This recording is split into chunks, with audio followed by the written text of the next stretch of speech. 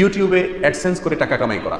অনেকে Islamic channel open করেন, আলেমুল আমাদের আলোচনাগুলোকে লেকচারগুলোতে আপলোড দেন, অনেক কিছু আপলোড করেন এবং প্রচুর পরিমাণ ভিউয়ার তিনি টানার চেষ্টা করেন, সাবস্ক্রাইবার টানার চেষ্টা করেন। এরপরে তিনি অ্যাডসেন্সের মাধ্যমে প্রচুর পরিমাণ টাকা কামাই করেন। ইউটিউব চ্যানেলে অ্যাডসেন্সের মাধ্যমে টাকা কামাই করা জায়েজ নাই।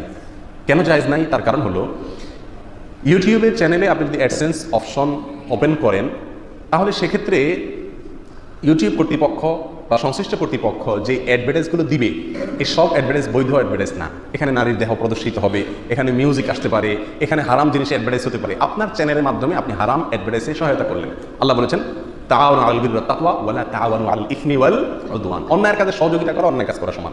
বিধায় আপনার চ্যানেলে এই অ্যাডসেন্সের অপশন ওপেন করার মাধ্যমে অনেক হারামের প্রচার আপনি করছেন, প্রদর্শন করছেন, অনেকে চোখের জেনা করাচ্ছেন, অনেকে কানে গুনাহে লিপ্ত করাচ্ছেন।